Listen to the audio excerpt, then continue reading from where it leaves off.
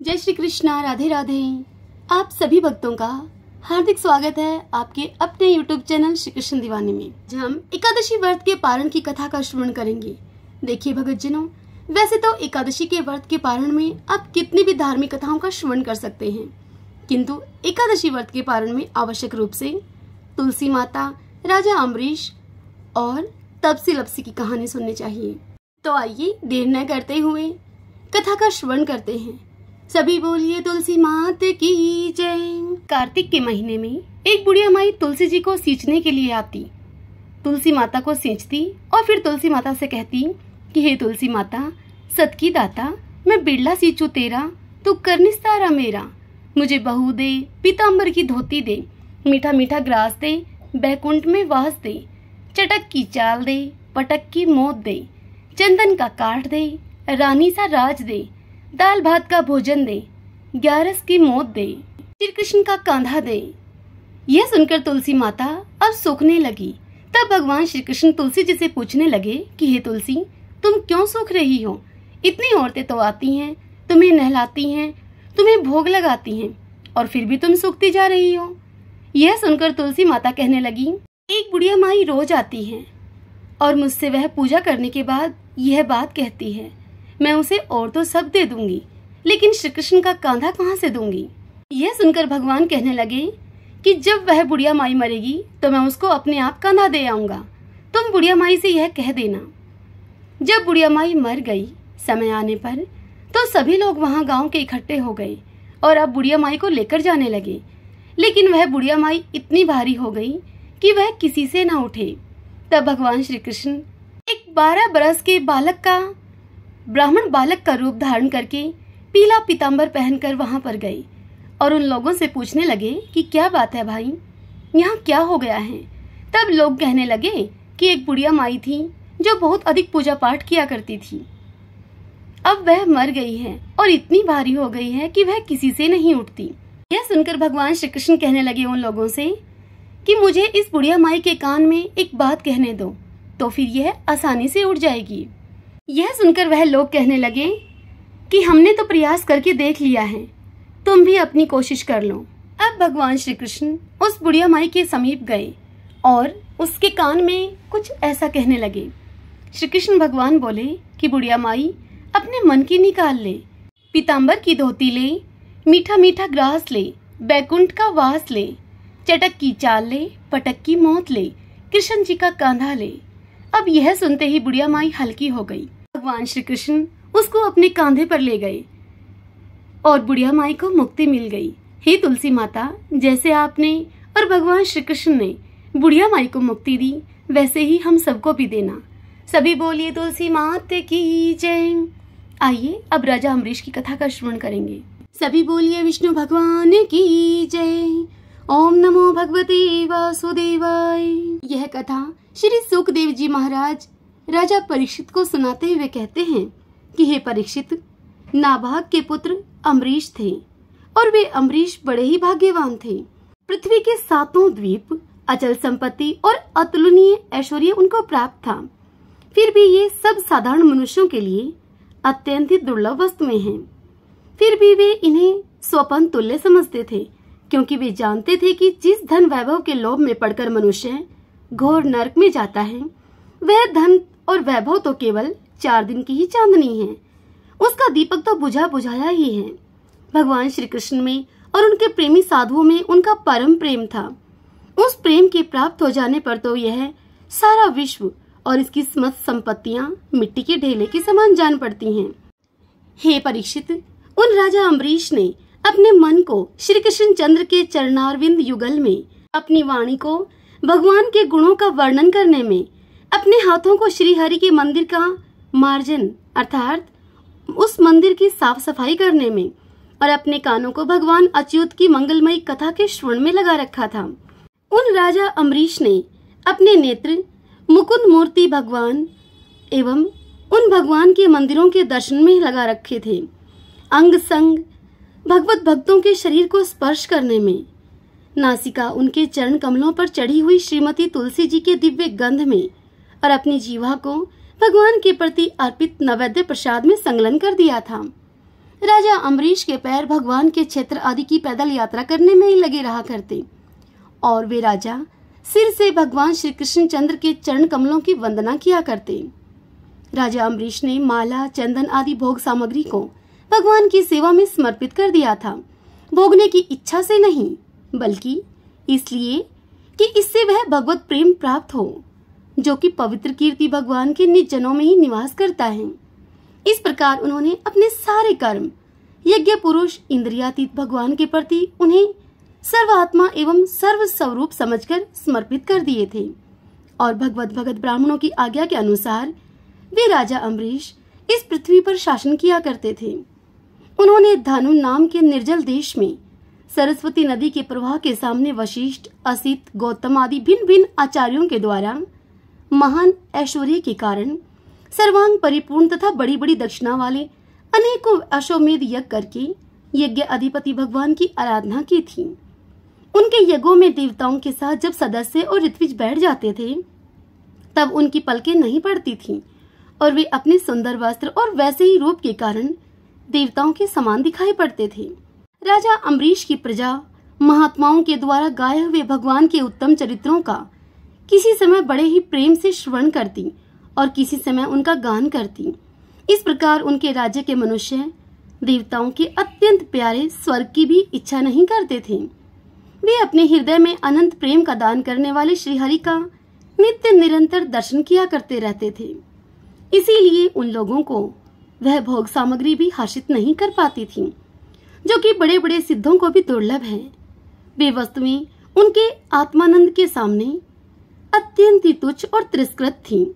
राजा अम्बरीश इस प्रकार तपस्या से युक्त भक्ति योग और प्रजापालन रूप स्वधर्म के द्वारा भगवान को प्रसन्न करने लगे और धीरे धीरे उन्होंने सभी प्रकार की आसक्तियों का परित्याग कर दिया था।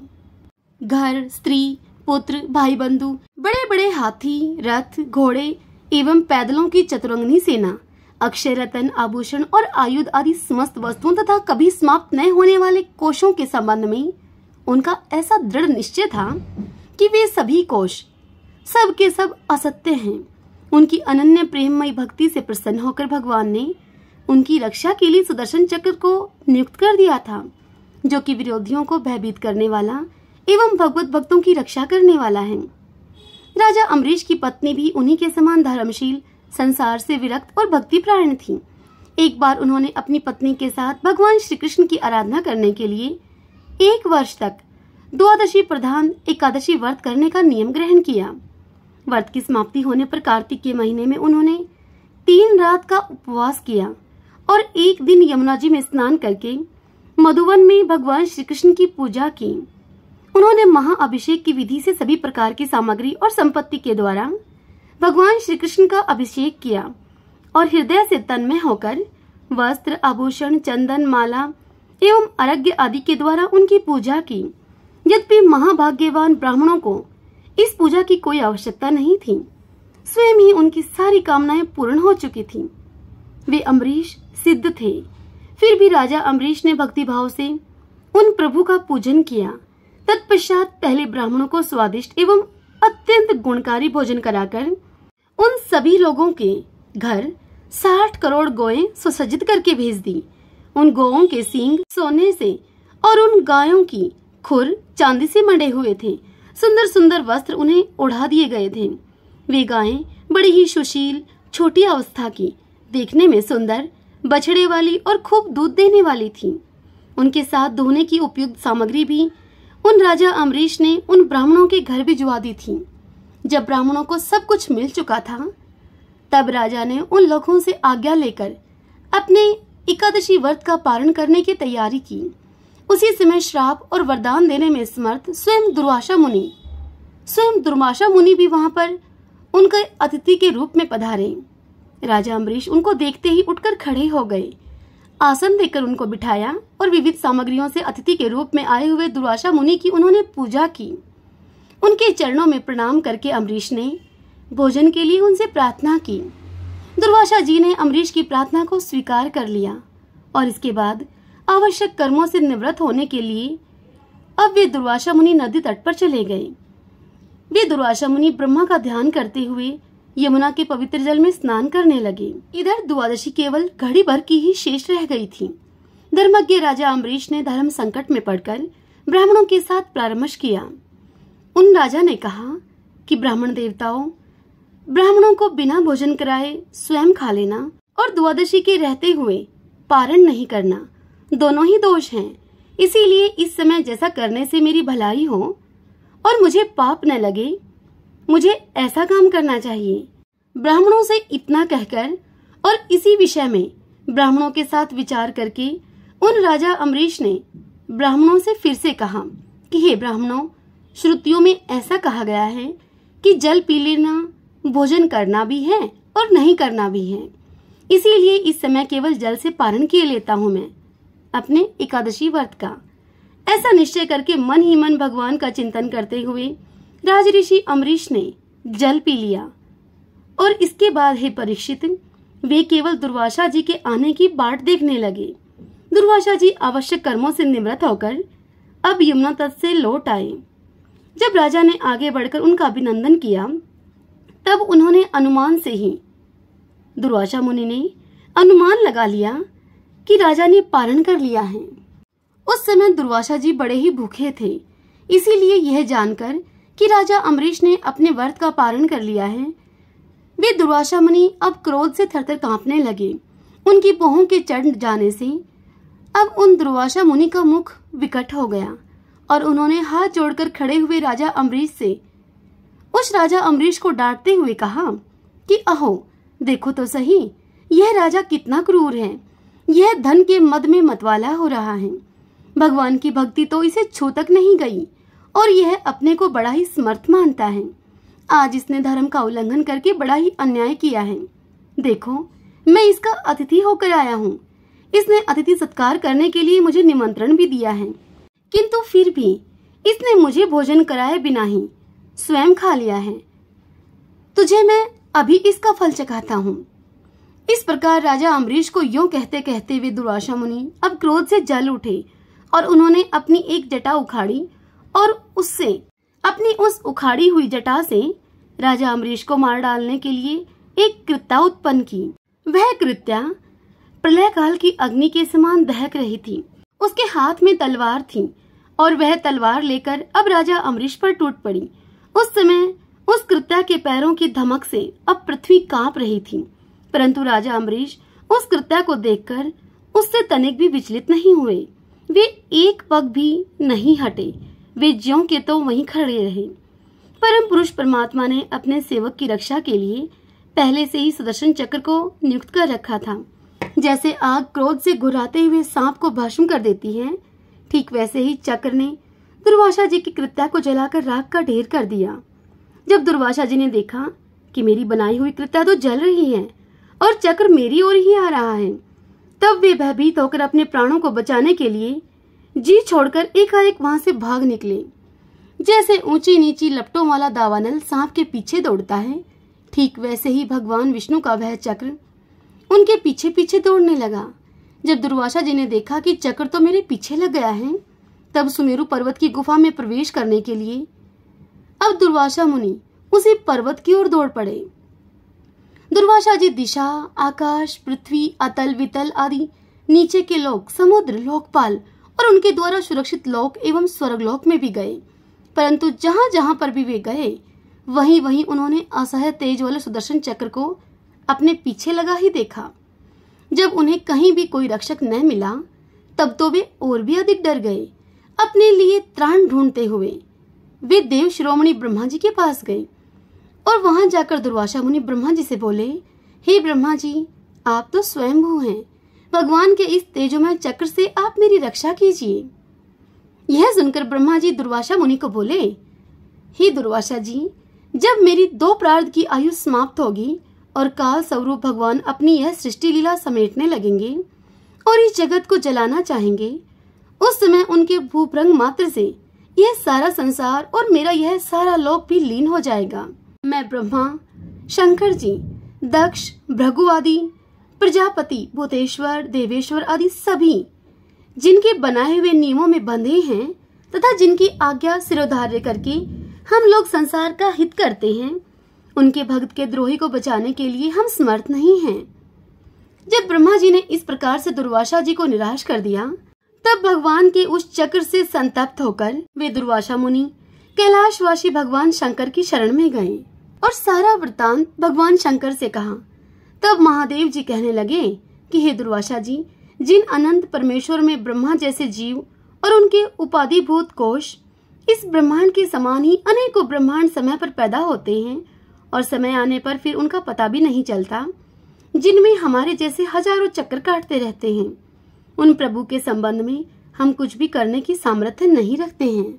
मैं, सनत कुमार, नारद, भगवान ब्रह्मा, कपिल देव, अपांतरतम, देवल, धर्म, आसुरी तथा मारीची आदि दूसरे सर्वज्ञ सिद्धेश्वर, ये हम सब भी भगवान की माया को नहीं जान सकते हैं, क्योंकि हम उसी माया के घेरे में हैं। यह चक्र उन विश्वेश्वर का शस्त्र है। हम लोगों के लिए यह चक्र असहाय है। तुम उन्हीं की शरण में जाओ, वे भगवान ही तुम्हारा मंगल करेंगे। वहां से भी निराश होकर अब दुर्वासा मुनि भगवान के परम धाम यानी कि बैकुंठ में गए। लक्ष्मीपति भगवान लक्ष्मी के साथ वहीं पर निवास करते हैं। दुर्वासा जी भगवान के उस चक्र की आग से अब जल रहे थे और कांपते हुए भगवान के चरणों में जा गिरे और उन्होंने कहा, हे अच्युत, हे अनंत, आप संतों के एकमात्र वांछनीय हैं। हे प्रभु, हे विश्व के जीवनदाता, मैं अपराधी हूँ, आप मेरी रक्षा कीजिए। आपका परम प्रभाव न जानने के कारण ही मैंने आपके प्यारे भक्त का अपराध किया है। हे प्रभु, आप मुझे उससे बचाइए। आपके नाम का तो उच्चारण करने मात्र से ही नारकीय जीव मुक्त हो जाया करते हैं। यह सुनकर भगवान ने कहा, हे दुर्वासा जी, मैं तो सर्वथा भक्तों के अधीन हूँ, मुझ में तनिक भी स्वतंत्रता नहीं है। मेरे सीधे साधे सरल भक्तों ने मेरे हृदय को अपने हाथ में कर रखा है। भगतजन मुझसे प्यार करते हैं और मैं उनसे। हे ब्राह्मण, अपने भक्तों का एकमात्र आश्रय मैं ही हूँ, इसीलिए अपने साधु स्वभाव भक्तों को छोड़कर मैं न तो अपने आप को चाहता हूँ और न ही अपनी अर्धांगिनी विनाश रहित लक्ष्मी जी को चाहता हूँ। जो भक्त स्त्री, पुत्र, ग्रह, गुरुजन, प्राण, धन, इहलोक और परलोक, जो मेरा भक्त सभी कुछ छोड़कर केवल मेरी शरण में आ गए हैं, उनको छोड़ने का संकल्प भी मैं भला कैसे कर सकता हूँ। जैसे सती स्त्री अपने पतिव्रते से सदाचारी पति को वश में कर लेती है, ठीक वैसे ही मेरे साथ अपने हृदय को प्रेम बंधन में बांधे रखने के लिए समदर्शी साधु भक्ति के द्वारा मुझे अपने वश में कर लेते हैं। मेरे अनन्य प्रेमी भक्त सेवा से ही अपने को परिपूर्ण और कृत्य मानते हैं। मेरी सेवा के फल स्वरूप जब उन्हें सालोक के सारूप्य आदि मुक्तियां प्राप्त होती हैं, तब वे उन मुक्तियों को भी स्वीकार नहीं करना चाहते। फिर समय के फेर से नष्ट हो जाने वाली उन वस्तुओं की तो बात ही क्या है। हे दुर्वासा जी, मैं आपसे और क्या कहूँ अब। मेरे प्रेमी भक्त तो मेरे हृदय हैं और उन प्रेमी भक्तों का हृदय स्वयं मैं हूँ। वे मेरे अतिरिक्त और कुछ नहीं जानते तथा मैं उनके अतिरिक्त और कुछ भी नहीं जानता। हे दुर्वासा जी, सुनिए, मैं आपको एक उपाय बताता हूँ जिसका अनिष्ट करने से आपको इस विपत्ति में पड़ना पड़ा है। आप उसी के पास जाइए। निरपराध साधुओं के अनिष्ट की चेष्टा से अनिष्ट करने वाले का ही अमंगल होता है। इसमें संदेह नहीं कि ब्राह्मणों के लिए तपस्या और विद्या परम कल्याण का साधन है, किंतु फिर भी यदि ब्राह्मण उद्दंड और अन्यायी हो जाए तो वे ही दोनों उल्टा फल देने लगते हैं। दुर्वासा जी, आपका कल्याण हो। आप नाभाग नंदन परम भाग्यशाली राजा अम्बरीश के पास जाइए और जाकर उनसे क्षमा मांगिए, तब आपको शांति मिलेगी। श्री कृष्ण गोविंद हरि मुरारी, हे नाथ नारायण वासुदेवा।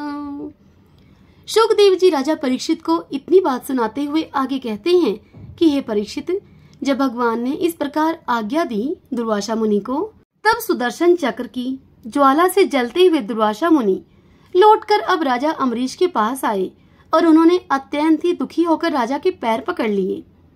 दुर्वासा जी की यह चेष्टा देखकर और उनके चरण पकड़ने से लज्जित होकर राजा अम्बरीश भगवान के चक्र की अब स्तुति करने लगे। उस समय राजा अम्बरीश का हृदय दयावश अत्यंत ही पीड़ित हो रहा था। राजा अम्बरीश सुदर्शन चक्र की स्तुति करते हुए कहने लगे कि हे प्रभु सुदर्शन, आप अग्नि स्वरूप हैं, आप ही परम समर्थ सूर्य हैं। समस्त नक्षत्र मंडल के अधिपति चंद्रमा भी आपके स्वरूप हैं।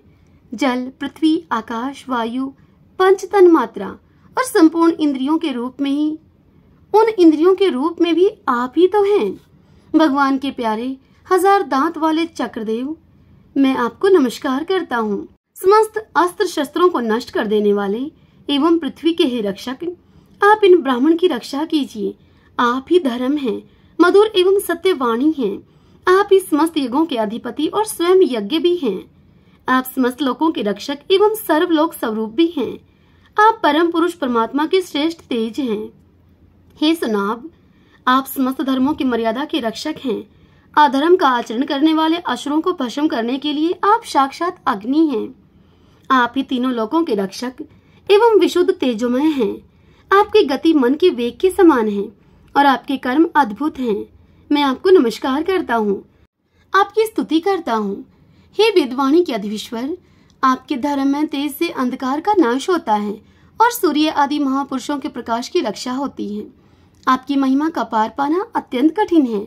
ऊंचे नीचे और छोटे बड़े भेदभाव से युक्त यह समस्त कार्य कारणात्मक संसार आपका ही स्वरूप है। हे सुदर्शन चक्र, आप पर कोई विजय नहीं प्राप्त कर सकता।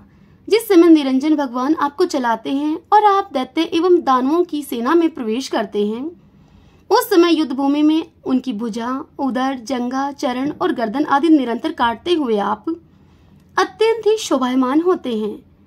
हे विश्व के रक्षक, आप रणभूमि में सबका प्रहार सह लेते हैं। आपका कोई कुछ नहीं बिगाड़ सकता। गदाधारी भगवान ने दुष्टों के नाश के लिए ही आपको नियुक्त किया है। आप कृपा करके हमारे कुल के भाग्योदय के लिए दुर्वासा जी का कल्याण कीजिए। हमारे ऊपर यह आपका महान अनुग्रह होगा। यदि मैंने कुछ भी दान किया हो, यज्ञ किया हो अथवा अपने धर्म का पालन किया हो, यदि हमारे वंश के लोग ब्राह्मणों को ही अपना आराध्य देव समझते रहे हों, तो दुर्वासा मुनि की यह जलन मिट जाए। भगवान समस्त गुणों के एकमात्र आश्रय हैं। यदि मैंने समस्त प्राणियों की आत्मा के रूप में उनको देखा हो और वे मुझ पर प्रसन्न हो, तो दुर्वासा जी के हृदय की यह सारी जलन मिट जाए। शुकदेव जी इतनी बात बताकर राजा परीक्षित से आगे कहते हैं कि हे परीक्षित, जब राजा अम्बरीश ने दुर्वासा जी को सभी ओर से जलाने वाले भगवान के सुदर्शन चक्र की इस प्रकार से स्तुति की, तब उनकी प्रार्थना से वह चक्र शांत हो गया। जब दुर्वासा चक्र की आग से मुक्त हो गए और उनका चित्त स्वस्थ हो गया, तब वे राजा अम्बरीश को अनेकों अनेक उत्तम आशीर्वाद देते हुए राजा अम्बरीश की प्रशंसा करने लगे। प्रशंसा करते हुए दुर्वासा मुनि राजा अम्बरीश से कहने लगे कि धन्य हैं, आज मैंने भगवान के प्रेमी भक्तों का महत्व देख लिया। ही राजन, मैंने आपका अपराध किया है, फिर भी आप मेरे लिए मंगल कामना ही कर रहे हैं। जिन भक्तों ने भक्त वत्सल भगवान श्री हरि के चरण कमलों को दृढ़ प्रेम भाव से पकड़ लिया है, उन साधु पुरुषों के लिए कौन सा कार्य कठिन है। जिनका हृदय उदार है, वे महात्मा भला किस वस्तु का परित्याग नहीं कर सकते हैं। जिनके मंगलमय नामों के श्रवण मात्र से जीव निर्मल हो जाता है, उन्हीं तीर्थपाद भगवान के चरण कमलों के जो दास हैं, उनके लिए कौन सा कर्तव्य शेष रह जाता है। हे महाराज अम्बरीश, आपका हृदय करुणा भाव से परिपूर्ण है। आपने मेरे ऊपर महान अनुग्रह किया है। आहो, आपने मेरे अपराध को भुलाकर मेरे प्राणों की रक्षा की है।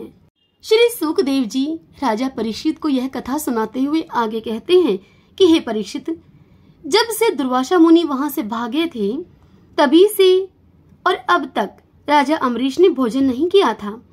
वे उनके लौटने की इंतजार कर रहे थे। अब उन्होंने दुर्वासा जी के चरण पकड़ लिए और उन्हें प्रसन्न करके विधि पूर्वक अब उनको भोजन करवाया। राजा अम्बरीश बड़े ही आदर से अतिथि के योग्य सब प्रकार की भोजन सामग्री को ले आए। दुर्वासा जी भोजन करके अब तृप्त हो गए थे। अब उन्होंने आदर से कहा राजा अम्बरीश से कि हे राजन, अब आप भी भोजन कीजिए। हे अम्बरीश, आप भगवान के परम प्रेमी भगत हैं।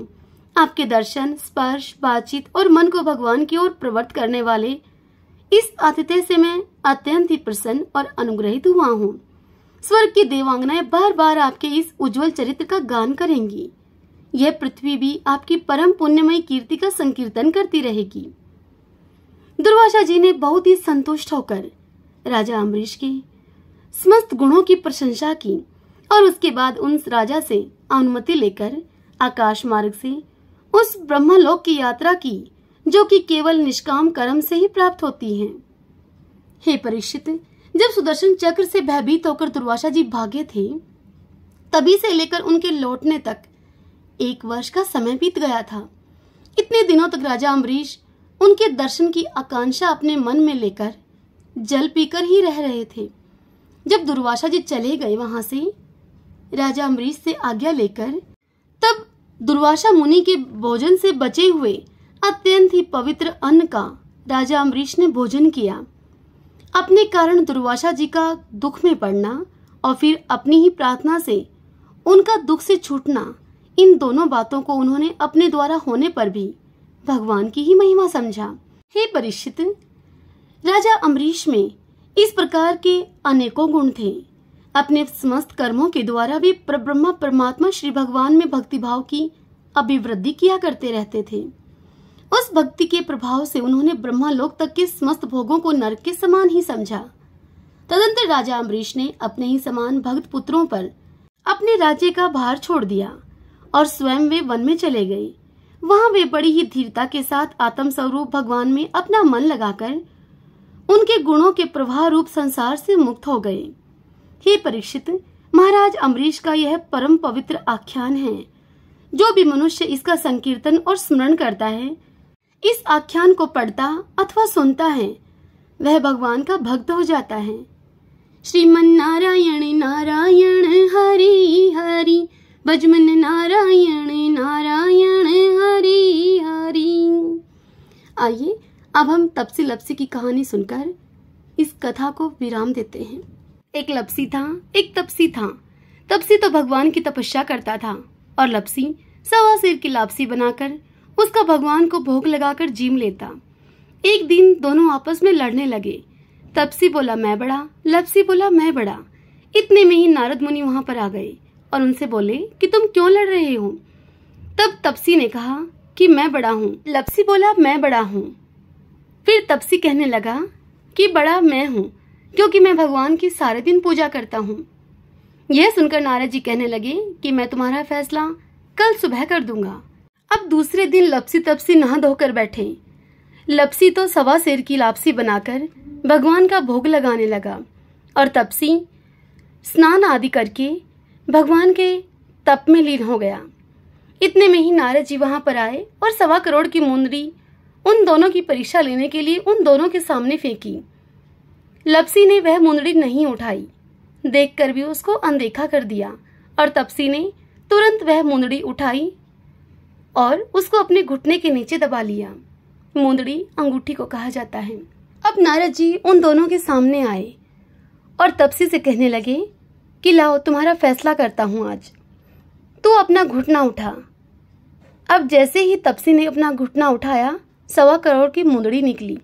तब नारद जी उससे कहने लगे कि तूने तो यह अंगूठी चुराई है, इसलिए तुझे तेरी तपस्या का फल नहीं मिलेगा। यह सुनकर तपसी बोला, हे नारद मुनि, मेरी तपस्या का दोष यह कैसे दूर होगा।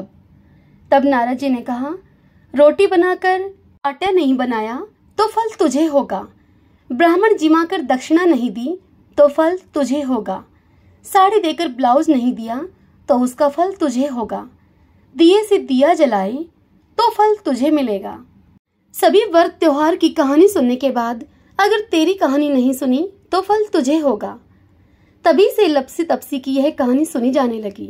इस कहानी को सुनने के बाद इस प्रकार से कहा जाता है कि लपसी का फल लपसी को मिले, तपसी का फल तपसी को मिले और हमारी कहानी का फल हमें मिले। श्री लक्ष्मी नारायण भगवान की जय। एकादशी माता की जय।